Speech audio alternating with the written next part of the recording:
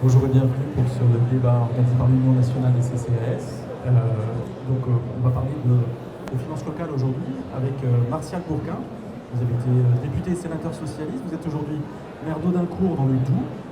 Et Joël Balandreau, maire d'Évron en Mayenne. Vous êtes président de la communauté de communes d'Écouévron, président de l'association des maires de la Mayenne et vice-président de l'AMF, l'association des maires de France. Alors, l'État demande aux collectivités de participer à hauteur de 5 milliards à l'effort de redressement des comptes publics l'an prochain. Quel impact concret dans vos communes respectives? Allez, alors déjà, l'impact il va être très lourd et le premier mot c'est de dire que c'est pas 5 milliards. C'est 5 milliards au titre de la prise sur les dotations en général. André Léniel, le vice-président de l'Association des maires de France, lui dit que ça va coûter il y aura plus de 11 milliards entre ponctions et dépenses supplémentaires l'année prochaine. C'est ça ? En particulier, le gros effort sur la CNRACL, le taux de cotisation pour nos agents, qui à lui seul représente la principale dépense supplémentaire qui nous est affectée. Donc on est plus près de 10-11 milliards que de 5. Donc déjà c'est un premier mot, mais ça nous met en relation avec ce qui nous avait été demandé entre 2015 et 2017, qui était de l'ordre de 10 milliards sur 3 ans. Donc là on parle pour l'année prochaine, donc forcément on parle de 10 milliards sur un an. Donc on va essayer d'amender ça, mais tout ça s'accumule et l'impact il est direct parce qu'en plus ça se cumule avec le passé, avec une non-indexation de la DGF. Donc là aujourd'hui les communes sont à l'heure des choix et si on ne bouge pas les choses, alors quoi qu'il arrive, on choisit tout le temps. Un maire, il équilibre son budget tous les ans, donc tous les ans il fait des choix. Là, la question qui va se poser à chacun, c'est quel choix nouveau on fait maintenant pour mieux gérer sa commune. Qui paye la facture, qui trinque, on va y revenir, mais pour Évron, vous avez déjà fait vos calculs? Oui. Vous pensez que ça va vous... Qu'est-ce que ça représente? Nous, on est une petite commune de 9000 habitants. On est en effort pour l'année prochaine sur environ 50 000 euros en fonctionnement, 100 000 euros en investissement, dont on est sûr, 1 million d'euros en investissement pour l'année prochaine de reporter. Donc on s'est entre guillemets, on a auto-arbitré des choses dès maintenant comme ça. Et on est sûr de refaire un arbitrage a priori au mois de mars prochain, quand la loi de finances sera stabilisée. Mais pour l'instant, on supprime 50 000 euros de fonctionnement tout de suite. Donc c'est moins de fonctionnement quand même. C'est pas, c'est pas une diminution de la hausse, comme on dit, c'est bien une baisse. Et puis 1 million d'euros en investissement l'année prochaine qu'on a reporté. On a décidé d'ajourner les choses. Voilà. Donc c'est de la médiation culturelle pour un bout. On va y revenir dans le détail. Je lui posais la même question à Martial Bourquin. Pour Audincourt, qu'est-ce que ça représente comme argent à trouver ou dont il va falloir que vous vous passiez? Alors, le pays de Montbéliard et la ville d'Audincourt, qui était l'espace, l'enclave où il y avait Peugeot qui avait 43 000 salariés. Il ne fait plus qu'aujourd'hui que 5 000 salariés. On est en pleine restructuration industrielle et ça coûte très cher. Pourquoi? Parce qu'avant, avec la péréquation horizontale, on payait avec le FPIC. Maintenant, on reçoit du FPIC, c'est-à-dire on est en territoire pauvre. Et on attend encore les arbitrages pour savoir si des territoires comme les nôtres et des communes comme les nôtres, qui reçoit la DSU, la dotation de solidarité urbaine, sera ponctionnée ou pas. Si elle l'était, je dois vous dire que ce serait absolument scandaleux. Parce qu'aujourd'hui, les arbitrages seront très compliqués. On a 10% de demandeurs d'emploi sur la ville et le pays de Montbéliard. Vous voyez ce que c'est que 10%? On a un taux de pauvreté lorsqu'on est arrivé à l'équipe municipale. On a fait une étude de besoins et on s'est aperçu qu'il y avait une montée en flèche de la pauvreté. Pauvreté de celles et ceux qui subissent le chômage, mais surtout pauvreté des nouveaux retraités, pauvreté des familles monoparentales. On a là un cocktail assez impressionnant. Et si nous avions moins pour nos CCAS, moins pour la solidarité, pour nos restaurations scolaires et tout cela, eh bien, on pourrait connaître une situation explosive. Je vous donne un exemple. C'est la première année qu'on a annulé des dettes aussi importantes concernant la restauration scolaire. C'est des personnes qui ne peuvent pas payer la restauration scolaire. Quand ce sont des mauvais payeurs, bien sûr, les impôts font le travail, mais quand c'est des personnes qui ne peuvent pas payer, bien sûr, on ajourne ces recettes. Et ce qui m'inquiète le plus, c'est que l'investissement absolument nécessaire dans les communes, par exemple, on a une augmentation, on a le papy-boom qui arrive et qui nous demande des logements adaptés. On a un quartier QPV, 2 quartiers QPV et plusieurs autres quartiers. On n'a pas de logement adapté pour eux. On a besoin d'investir lourdement et si la ponction que prévoit le gouvernement annulait ces investissements, eh bien, ce sont des personnes qui ont parfois 80, 85 ans, 90 ans, qui sont au 3e, 4e étage et qui n'auront pas de logement adapté. On ne peut pas régler les dépenses de l'État sur les communes. Et je finis en vous disant, auparavant, on avait un amortisseur. Comme on était une commune qui, 14-15 000 habitants, qui construisait beaucoup, on avait la taxe d'habitation. Et cette taxe d'habitation, elle arrivait à faire en sorte qu'on équilibrait les comptes. C'était une recette qu'on appelle dynamique.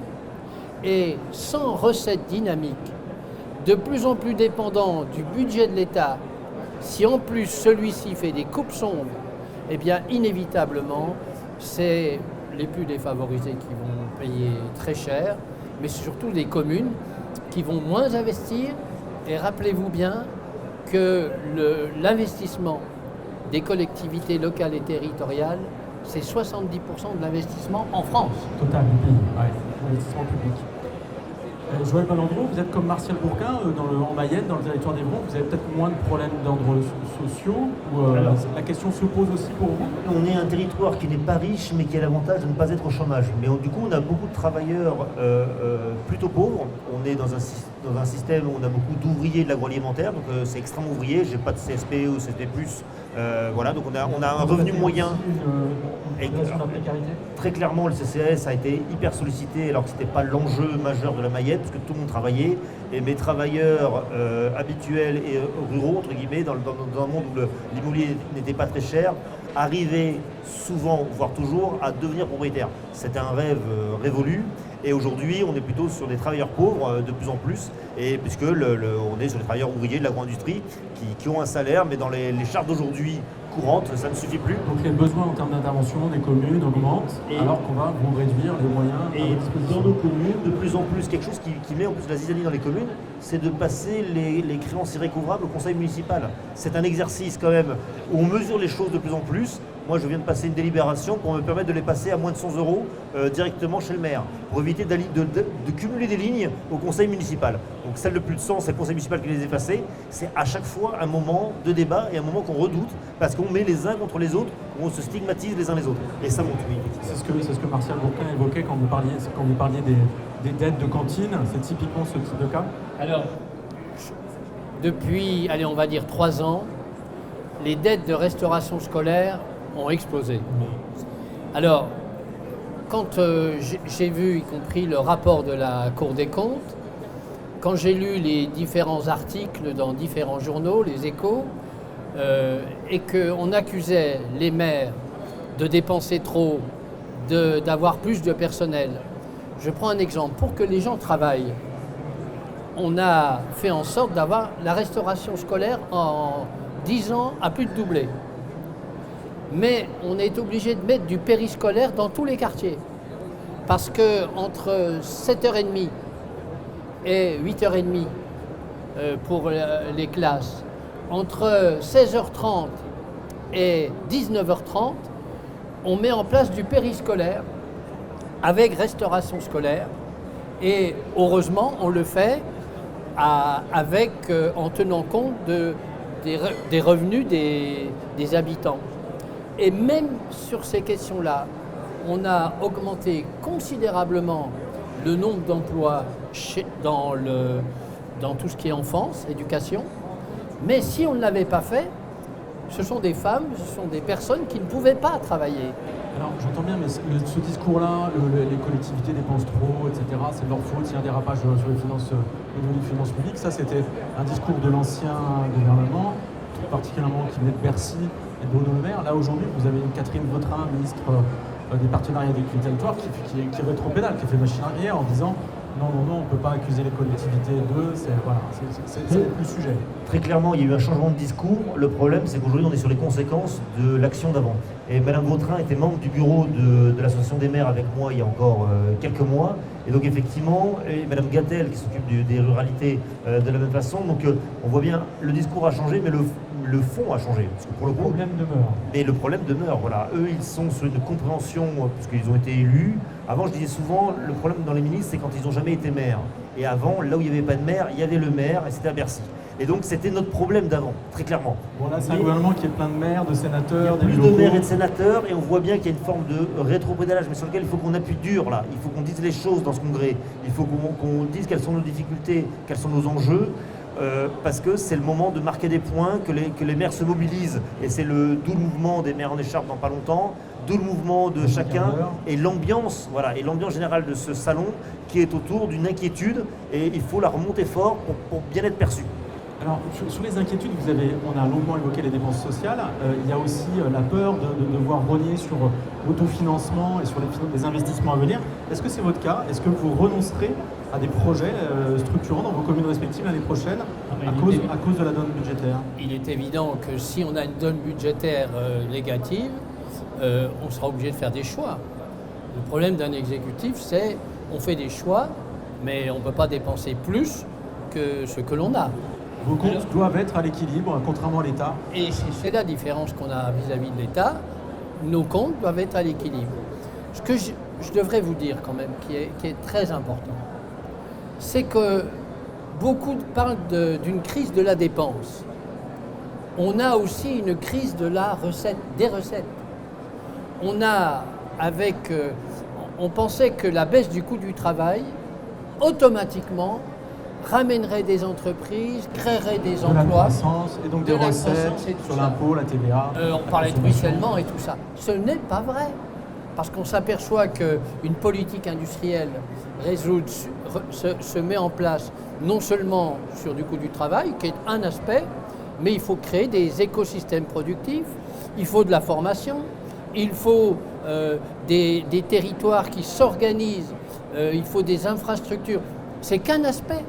Et d'avoir mené une politique uniquement sur le coût du travail, a appauvri l'État, mais alors d'une façon assez spectaculaire. C'est plus de 60 milliards de recettes qui n'existent plus, et aujourd'hui elles font cruellement défaut. Et maintenant, de dire aux collectivités locales et territoriales, il faut passer à la caisse parce que on n'a pas assez d'argent, j'en discutais tout à l'heure, c'est tout à fait inadmissible. C'est même impensable parce que je pense que des collectivités comme la mienne, tu donneras ton avis, on est à l'os. On est à l'os. C'est-à-dire qu'on va toucher à l'investissement, on va toucher aux politiques sociales, mais on va toucher aussi aux politiques d'avenir concernant les territoires. Un territoire qui n'investit plus est un territoire qui recule. J'imagine que vous allez devoir aussi réduire un certain nombre de subventions aux associations locales. Enfin, vous jouez sur tous les leviers? On joue sur tous les leviers. Sur la première année, on va essayer d'amortir au maximum pour le monde associatif et sur les particuliers, très clairement. Donc on est plutôt en moyenne, et en tout cas c'est le cas chez moi, sur des reports d'investissement vrais avant renonciation, mais je renonce pour le coup à une gendarmerie qui ne s'équilibrait pas et où j'aurais pu, entre guillemets, passer le cap, mais là je le dis à l'État, non, je ne vais pas me mettre en déséquilibre pour une gendarmerie qui elle-même ne s'équilibre pas. Voilà. Donc là c'est un renoncement vrai et important parce que c'était 5 millions d'investissements, donc c'était 5 millions de marché. L'État vous demandait d'investir 5 millions pour avoir une gendarmerie. C'était moi qui investissais, voilà exactement, et eux qui louaient. Sauf qu'ils ne louaient pas au prix de l'investissement, comme ça se passe en ce moment, mais comme ça ne se passait pas historiquement, et ils me demandaient de le faire quand même, mais moi j'avais envie de le faire quand même, pour être très clair. Il y a des endroits où les gendarmeries ne payent pas leur loyer depuis longtemps. Exactement, et avec tout ça, plus le fait qu'il n'y a plus d'équilibre et qu'on nous rogne les comptes, là c'est un projet qui est impassable politiquement, et je préfère me concentrer sur des actions locales. En plus les maires, ils ne sont pas idiots, les élections elles sont en 2026. Hein. Et donc l'année 2025, elle est capitale pour chacun, pour que les choses se passent bien pour tout le monde. Et en général, c'est l'année où on fait beaucoup d'investissements avant l'année des élections. C'est pas l'année où on se froisse avec tout le monde. Et juste une autre question, si vous me permettez. Est-ce que vous avez des projets de recrutement de tous les deux dans vos communes auxquels vous allez être obligés de renoncer? Moi, je dois vous dire qu'on a environ 200 salariés. Le secteur petite enfance et éducation représente un tiers. En 15 ans, on a perdu 10 emplois. Et on a des services nouveaux. Et ça, ce que j'ai lu sur les collectivités, c'est tout à fait inadmissible. Où est aujourd'hui les dépenses supplémentaires de personnel? Où sont les dépenses de personnel? Bah écoutez, c'est simple. C'est le point d'indice qui a augmenté. Et heureusement qu'il a augmenté pour nos fonctionnaires. Parce que il y avait une inflation qui était catastrophique. Et on voyait nos fonctionnaires qui tiraient la langue, les familles. Et c'est essentiellement cela. Ce n'est pas... Et après, il y a la volonté de dire il faut plus de crèches. Mais quand vous faites une crèche familiale, ou une crèche, ou une halte garderie, la CAF vous donne des subventions à condition que vous ayez du personnel formé, mais surtout en nombre. Et on ne peut pas dire, le gouvernement ne peut pas nous dire faites des crèches, faites des haltes garderies, et en même temps nous dire vous embauchez trop. Comment on fait? C'est ce que le gouvernement fait. Et c'est ce que le gouvernement fait. Et sur les dépenses de personnel, on a eu aussi beaucoup de chargés de mission sur tous les plans ministériels, quand il faut faire du vélo, quand il faut faire des plans alimentaires territoriaux, quand il faut faire des schémas de mobilité, etc. Quand il a fallu faire les France Services, c'est que des personnels qui émargent à la charge des communes. Hein. Donc l'État se vend de France Services et nous met gouvernement, .gouv.fr, etc. Et c'est une très bonne... moi je suis très content de ma France Service, je dis ça de façon très positive, mais on ne peut pas me reprocher en plus d'avoir 2 ou 3 agents à France Service, puisque l'État me les demande et les finance partiellement. Donc du coup, il faut au moins être solidaire dans ces dépenses de personnel. Les dépenses en plus sont beaucoup sur ces chargés de mission, sur tous des plans ministériels qui se sont cumulés, et la petite enfance enfin. Bon, Michel Barnier sera au Congrès des maires jeudi. Qu'est-ce qu'il doit annoncer? Qu'est-ce qu'il doit vous dire? Qu'est-ce que vous attendez de lui jeudi après-midi? Alors, un enjeu majeur pour l'AMF, c'est à la fois la confiance et le pouvoir d'agir. En gros, la simplification. On a des chantiers en cours et dans les peut-être bonne nouvelle pour demain, c'est sur la simplification des procédures parce qu'elles nous coûtent très cher. Les rapports ABF, DREAL, les agences de l'eau, la DRAC, etc. Sur tous les projets. Les règlements, l'empilement administratif, l'empilement réglementaire nous coûte très cher, on le sait. Donc on ne peut pas nous dire à la fois faites des économies et en même temps, si vous voulez construire quelque chose, ça vous coûtera 2 fois plus cher qu'il y a 5 ans parce que les normes sont 2 fois plus... C'est le cas de ma gendarmerie par exemple. Les économies sont plutôt dans l'allègement des normes. On aurait dû se parler de ça avant le reste. Et là, il y a un moment, et effectivement, M. Barnier nous a demandé de remonter tout un tas de dossiers locaux et manifestement, les dossiers sont en train de remonter. On va voir comment ils redescendent, l'enjeu c'est ça, pour accélération de dossiers et simplification de dossiers. Ça voudra dire qu'il faudra s'attaquer à des normes qui ont toutes été faites pour des bonnes raisons, mais l'enfer est pavé de bonnes intentions. Et donc, à mon avis, il va falloir s'asseoir sur certaines choses. Moi, je pense, comme mon collègue, que la question de la confiance est une question essentielle. Et s'en prendre aux élus, comme ça s'est fait pendant quelques mois, et quasiment on était la cause du déficit en France, c'est quelque chose d'inacceptable. Parce que, comme vous le disiez tout à l'heure, nos budgets sont à l'équilibre. On n'a pas le droit d'emprunter pour fonctionner. Et donc, l'équation que doit régler Michel Barnier, elle est simple. Comment garder la confiance de celles et ceux qui investissent? Ce sont les collectivités territoriales et locales qui investissent. Et il ne faut surtout pas leur couper les ailes, parce que qu'est-ce qui risque d'arriver? Il risque d'arriver, vous avez vu les problèmes chez Michelin, vous avez vu les problèmes chez Jiffy dans plusieurs domaines. La multiplication des défaillances d'entreprises. Alors si aux défaillances d'entreprises se multiplient les reculs des collectivités sur les investissements parce qu'ils ne pourront pas, on va s'enfoncer dans la crise et on ne va pas améliorer le déficit, on va l'aggraver. Et si j'ai vraiment un conseil à donner au Premier ministre, parce qu'on est là, nous les élus locaux, pour leur donner un avis, eh bien écoutez, donnez confiance aux élus locaux. Et c'est ensemble, tous ensemble, qu'on arrivera à régler les problèmes structurels concernant les finances. Mais tout d'abord, il faut arrêter, parce que moi j'ai toujours pas avalé la question de la suppression de la taxe d'habitation. Elle devait être remplacée par une ressource dynamique. Elle n'a pas été remplacée par une ressource dynamique. Et pour nous, elle baisse. Notre ville, par exemple, va créer l'année prochaine 200 habitations nouvelles, entre logements et maisons individuelles. Eh bien, auparavant, dans les finances communales, tout de suite, ça faisait du bien. Maintenant, on ne l'a plus, ça. Et on a des recettes qui n'augmentent plus. Je crois que la confiance est quelque chose d'essentiel. Et on ne s'en prend pas. Aujourd'hui, le seul responsable de la situation, c'est le gouvernement. Et on ne s'en prend pas aux élus locaux pour régler les problèmes de plusieurs années de gestion où on a laissé filer les dépenses, mais surtout, on a fait des cadeaux très importants, plus de 60 milliards. Le message est passé. Merci infiniment Martial Bourquin et Joël Balandreau. Je crois que vous êtes attendus pour une photo. C'est l'heure de la manifestation. Merci à tous les deux. Merci à vous.